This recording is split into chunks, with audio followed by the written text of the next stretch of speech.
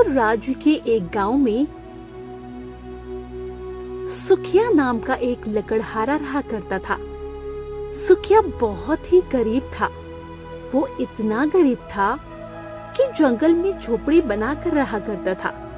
उसके परिवार में उसकी 20 वर्षीय बेटी चारुलता और उसकी पत्नी लाजवंती रहते थे।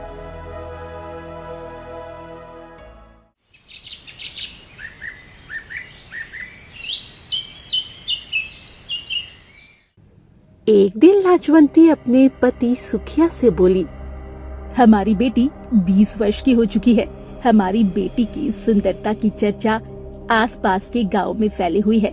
अब उसके हाथ पीले करने का समय आ गया है। तुम सही कहती हो लाजो। इसीलिए आज से मैं बहुत ज्यादा मेहनत करूंगा। अब से मैं जंगल में लकड़ियां ज्यादा काटूंगा। इतना बोलकर सुखिया अपनी कुल्हाड़ी लेकर जंगल की ओर निकल गया। लाजवंती अपनी बेटी चारुलता से बोली, बेटी, घर पर पानी खत्म हो गया है। तू जाकर मटकी से तालाब से पानी भर ला। अपनी माँ की बात सुनकर चारुलता मटकी लेकर सीधे तालाब की ओर चली गई।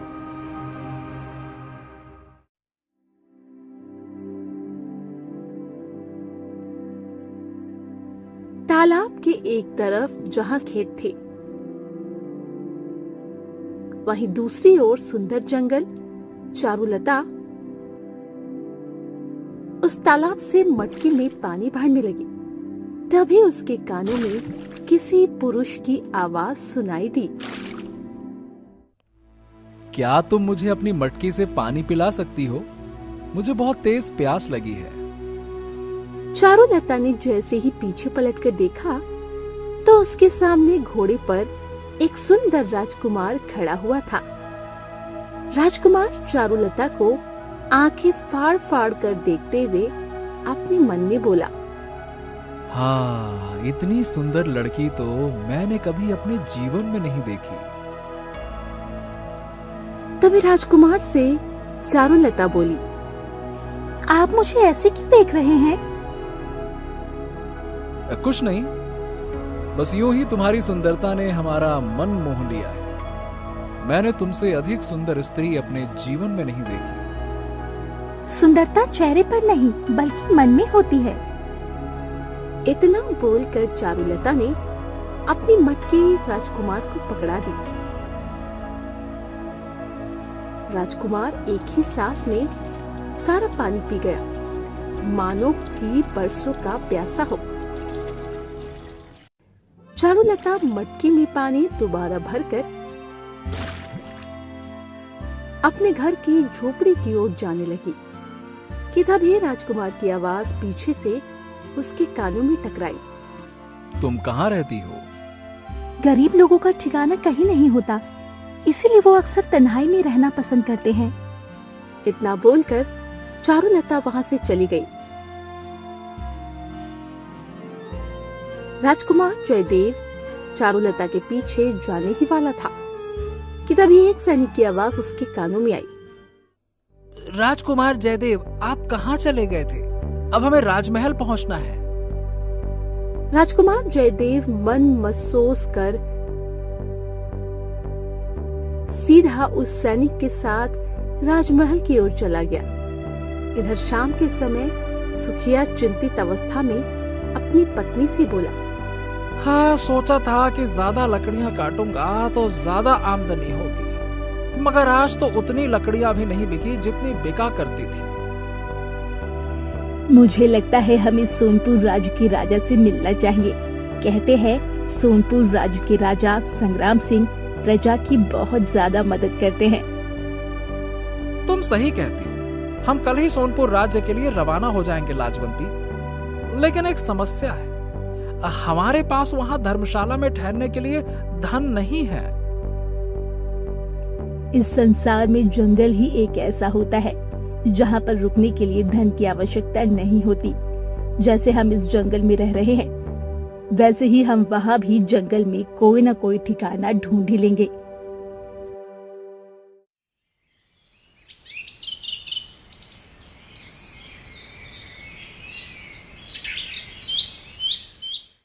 अगले दिन सुखिया अपने परिवार को लेकर सोनपुर राज्य के लिए रवाना हो गया।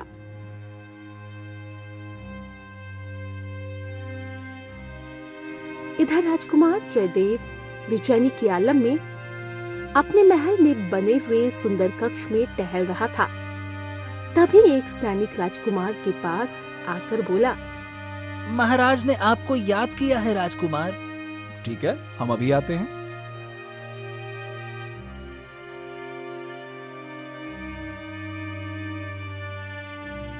कुछ देर बाद राजकुमार महल के उस कक्ष में चला गया जहाँ पर उसके पिता राजा संग्राम सिंह अपने राज्य के मंत्रियों के साथ बैठक किया करते थे।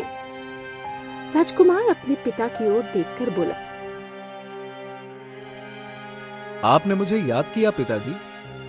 तुमसे कितनी बार कहा है जयदेव कि जब हम अपने राजमहल के मंत्रियों के साथ बैठकर राज्य के बारे में चर्चा करें तो आप हमें पिताजी मत कहा करिए, बल्कि महाराज कहा करिए।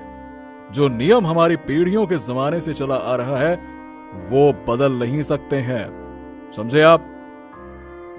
क्षमा कीजिए महाराज, मुझसे भूल हो गई। आपने मुझे क्यों बुलाया? मैंने सुना है कि कल तुम जब से यात्रा से लौटे हो तब से कुछ खोए खोए से हो। ऐसा नहीं है महाराज, आपको जरूर कोई गलतफहमी हुई है। तो फिर तुम्हें यह क्यों नहीं याद रहा कि आज की बैठक में तुम्हें भी शामिल होना था? मुझे सैनिक के जरिए तुम्हें बुलवाना पड़ा। मत भूलना राजकुमार कि तुम आने वाले कल के राजा हो। जब तुम ही नियम का पालन नहीं करोगे तो फिर आम नागरिक नियम का पालन क्यों करेगा? क्षमा कीजिए महाराज। इतना बोलकर राजकुमार जयदेव वहां से चला गया।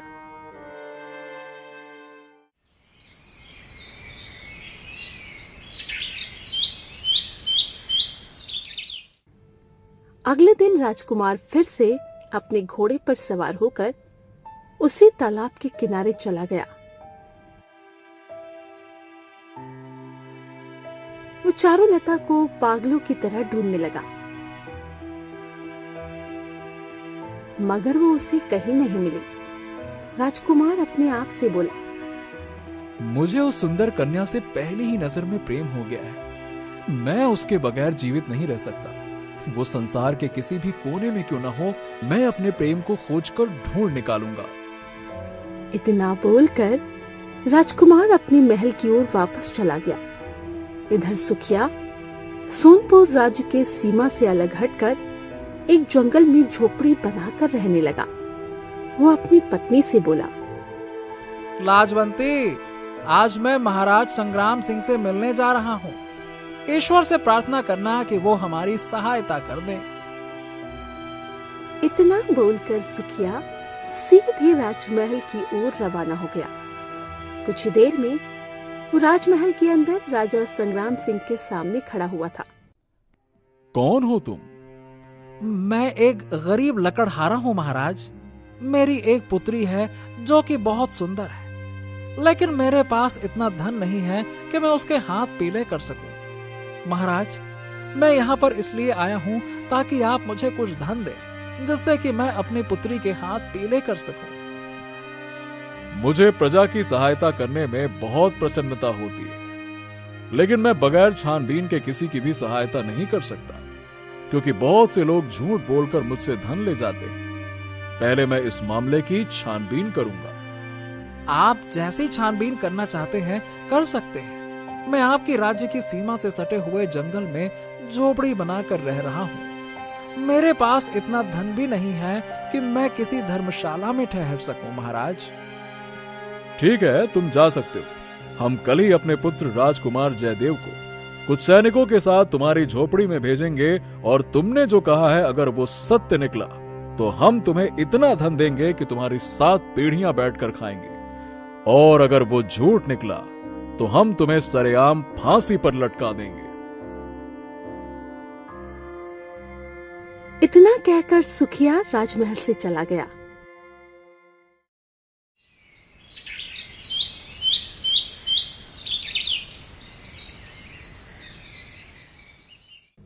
अगले दिन राजा संग्राम सिंह राजकुमार जयदेव से बोला, जयदेव, कुछ सैनिकों को लेकर महल की सीमा से सटे हुए जंगल की ओर निकल जाओ। देख कर आओ कि वहां पर कोई झोपड़ी बनी हुई है या नहीं। अगर बनी है तो तुम्हें वहां पर एक लकड़हारा मिलेगा, जिसका कहना है कि उसके पास उसकी पुत्री के हाथ पीले करने के लिए धन नहीं है। जाओ, जाकर सच्चाई का पता लगाओ। राजकुमार जयदेव उसी समय सैनिकों को लेकर निकल गया। कुछ देर में वो उस झोपड़ी के सामने खड़ा हुआ था। तभी उसकी नजर झोपड़ी के बाहर खेतों में चारुलता पर पड़ी। राजकुमार जयदेव तुरंत घोड़े से उतरकर चारुलता के पास जाकर बोला,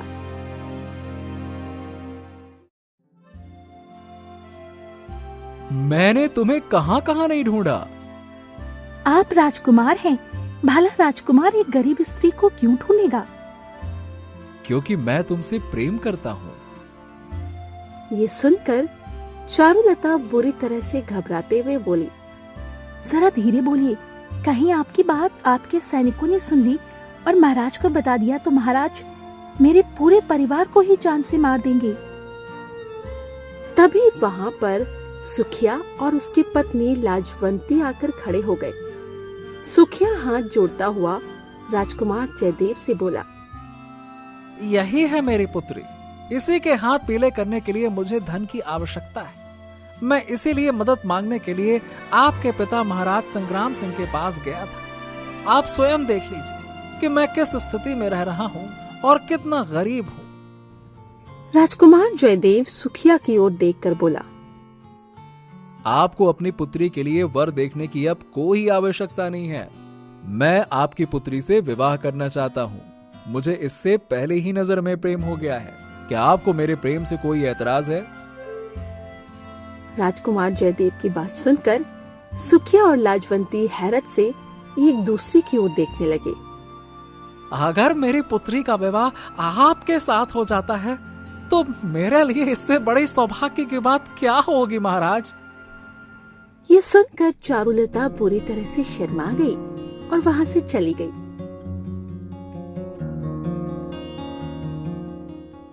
मगर राजकुमार जयदेव नहीं जानता था कि उन सैनिकों में से एक सैनिक जो कि राजकुमार जयदेव के साथ हमेशा चलता था, राजा संग्राम सिंह ने जयदेव के ऊपर नजर रखने के लिए रखा हुआ था।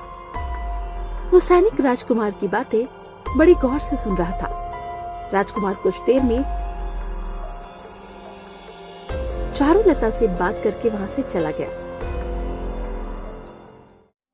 और उस दिन के बाद राजकुमार जयदेव और चारुलता के मुलाकातों का सिलसिला शुरू हो गया। राजकुमार जयदेव रोज चारुलता से मिलने के लिए आने लगा। एक दिन चारुलता राजकुमार जयदेव से बोली, हमें इस तरह से मिलते हुए काफी समय हो गया है। क्या आपको नहीं लगता कि आपको अपने पिता से हमारे विवाह की बात करनी चाहिए? तुम सही कहती हो चारुलता। मैं रोज पिताजी के सामने अपने विवाह की बात करने के लिए जाता हूं, मगर न जाने क्यों मैं हिम्मत नहीं जुटा पाता। आपको अपने प्रेम पर भरोसा करना चाहिए। मैंने सुना है सच्चे प्रेमियों को कोई अलग नहीं कर सकता। मुझे विश्वास है अगर आपका और मेरा प्रेम सच्चा है और पवित्र है तो महाराज आपकी बात को जरूर मानेंगे। मैं कल ही पिताजी से विवाह की बात करूंगा।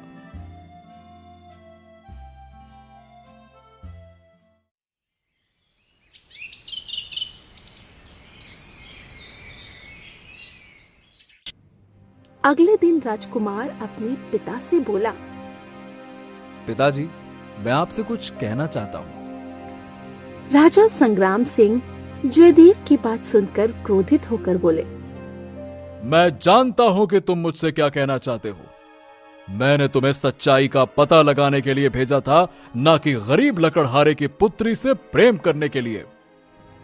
राजकुमार जयदेव बुरी तरह से चौंकता हुआ बोला, पिताजी, आपको कैसे पता चला कि मैं उस लकड़हारे की पुत्री चारुलता से प्रेम करता हूं? तुम्हें क्या लगता है जो सैनिक तुम्हारे साथ चलते हैं वो मुझे कुछ नहीं बताते? उन्हीं सैनिकों में मेरा एक जासूस सैनिक भी है जिसे मैं तुम पर नजर रखने के लिए रखता हूं। ये सुनकर राजकुमार जयदेव क्रोधित होकर अपने पिता से बोला, पिताजी, मैं आपका पुत्र हूँ और होने वाला राजा। आपने मेरे पीछे एक शत्रु की तरह एक जासूस लगा रखा है। बकवास मत करो। तुम्हारी हिम्मत कैसे हुई एक गरीब की पुत्री से प्रेम करने की? तुम्हें इसकी सजा मिलेगी और साथ ही साथ उस लकड़हारे की पुत्री को भी इसकी सजा मिलेगी।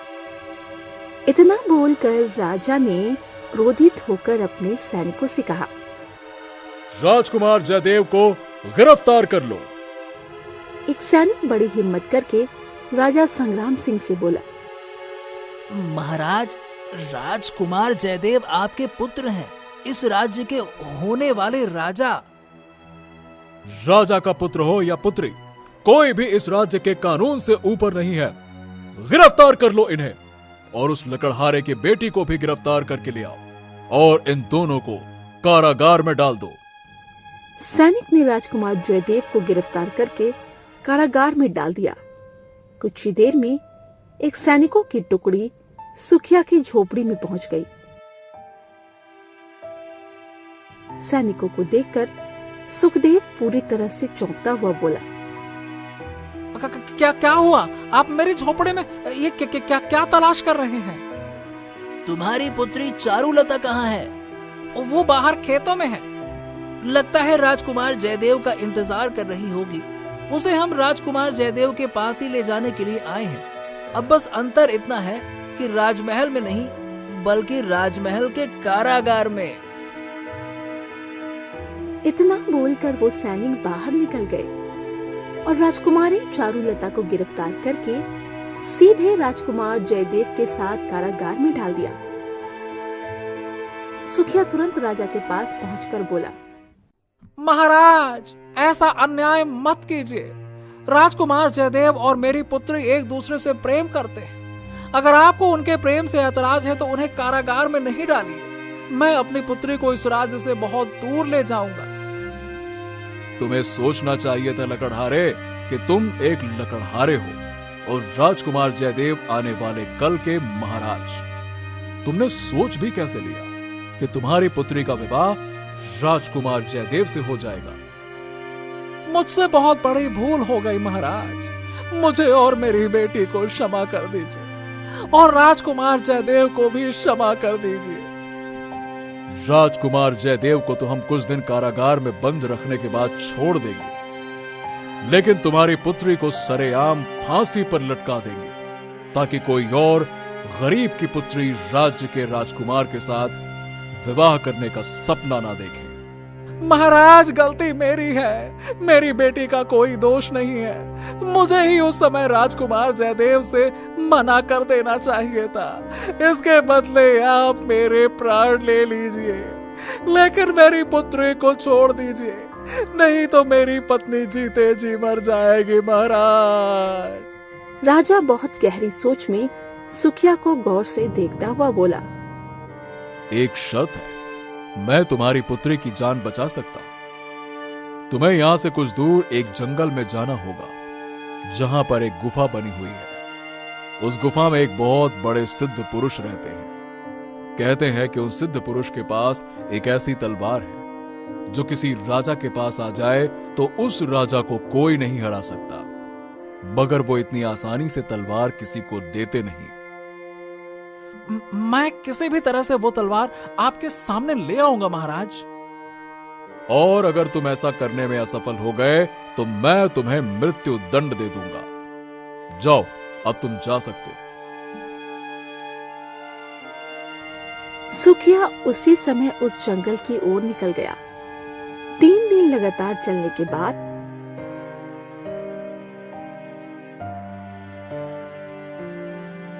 वो उस गुफा के पास पहुंच गया। कुछ देर बाद वो गुफा के अंदर चला गया, जहां पर सिद्ध पुरुष बैठे हुए थे। कौन हो तुम? सुखिया सारी घटना सिद्ध पुरुष को बताते हुए बोला, मुझे ये तलवार दे दीजिए। सिद्ध पुरुष मुस्कुराते हुए सुखिया की ओर देखकर बोले, उस राजा को ये तो पता है कि ये तलवार जिस भी राजा के हाथ में आती है तो उसे कोई पराजय नहीं कर पाता, मगर उसे ये नहीं पता कि जो भी राजा इस तलवार को पकड़ता है उसकी कुछ समय बाद मृत्यु हो जाती है। क्या अब भी तुम ये तलवार राजा को देना चाहते हो? सुखिया एक बहुत ही अच्छा इंसान था। वो सोचते हुए बोला, नहीं, जो तलवार महाराजा को मार दे, मुझे ऐसी तलवार नहीं चाहिए। भले ही राजा संग्राम सिंह मेरे और मेरी बेटी के प्राण क्यों ना ले ले, मगर मैं राजा के प्राण बिल्कुल नहीं चाहता, क्योंकि उनके ऊपर पूरे राज्य की जिम्मेदारी है। इतना बोलकर सुखिया वहां से सीधा राजमहल की ओर चला गया। सुखिया को खाली हाथ देखकर राजा क्रोधित होकर बोला, तुम्हारे हाथ में मुझे वो तलवार नहीं दिख रही, कहाँ है वो तलवार? सुखिया राजा को कुछ बताने ही वाला था, तभी राजा क्रोधित होता हुआ बोला, अब तुम्हें बोलने का कोई मौका नहीं दिया जाएगा लकड़हारे, सीधा मृत्युदंड दिया जाएगा। सैनिकों, इसे फांसी पर चढ़ा दो। कुछ ही देर में सैनिकों ने बेचारे लकड़हारे को फांसी पर चढ़ा दिया। राजा संग्राम सिंह ने सुखिया लकड़हारे के मरने के बाद सैनिकों को आदेश दिया, जाओ, राजकुमार जयदेव और चारुलता को मेरे सामने ले आओ। सैनिक चारुलता और राजकुमार जयदेव को राजा के सामने ले आए। अपने पिता का शव देखकर चारुलता फूट फूट कर रोने लगी। राजा संग्राम सिंह चारुलता से बोला, तुम्हारे पिता को मैंने एक मौका दिया था तुम्हें बचाने का, लेकिन ये नाकामयाब हो गया। तभी वहां पर कुछ देर बाद वही सिद्ध पुरुष जिससे मिलने सुखिया गया था, वहां पर आकर राजा से बोले, तुम्हारी जान बचाने के लिए ये बेचारा व्यक्ति उस तलवार को नहीं लाया और तुमने इसकी ही जान ले ली। ये सुनकर राजा संग्राम सिंह पूरी तरह से चौंकता हुआ बोला, क्या कहना चाहते हैं आप? मैंने इस व्यक्ति से कहा था कि ये तलवार जिस राजा के हाथ में आती है उस राजा की कुछ समय बाद मौत हो जाती है। बेचारा कहने लगा, मैं ऐसी तलवार को अपने राजा के हाथ में बिल्कुल नहीं दूंगा जो उनकी मृत्यु का कारण बने। इतना बोलकर वो सिद्ध पुरुष वहां से चले गए। तभी राजकुमार जयदेव राजा की ओर देखकर बोला, धिक्कार है आप पर पिताजी, और धिक्कार है ऐसे राज्य पर। मैं अभी और इसी वक्त अपना राजसी जीवन त्यागता हूं। मैं चारुलता को लेकर यहां से जा रहा हूं। आप जीवन भर अब यही सोचकर पछताते रहना कि आपने जल्दबाजी में और सत्ता के नशे में चूर होकर एक निर्दोष की हत्या कर दी और अपने पुत्र को भी गंवा दिया। इतना बोलकर राजकुमार जयदेव चारुलता का हाथ पकड़कर राजमहल से निकल गया और उसी जंगल में चारुलता की मां लाजवंती के साथ आम व्यक्तियों की तरह जीवन बिताने लगा। राजा संग्राम सिंह के पास पछताने के अलावा कुछ भी नहीं बचा था।